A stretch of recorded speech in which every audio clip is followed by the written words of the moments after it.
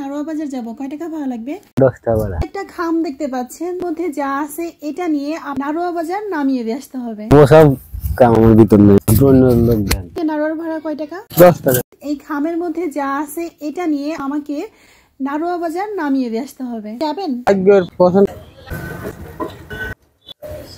সম্মানিত ভিউয়ার্স, এরকম মজার মজার ভিডিও পেতে অবশ্যই আমার চ্যানেলটিকে আপনারা সাবস্ক্রাইব করবেন। খামটা নেন, নিয়ে এটা সেরেন, ভিতরে দেখেন কি আছে। এখানে কি লেখা আছে পড়েন। আল্লাহর হস্তে মাফ করবেন। আসলে মাফ করলে তো আমার চলে না, আমার তো পেট আছে, বউ বাচ্চা আছে। আপনি এরকম একটা সিট করবেন আমি তো বুঝি না। আপনি যদি খুশি হন ঠিক আছে, আপনি যাতে পারেন।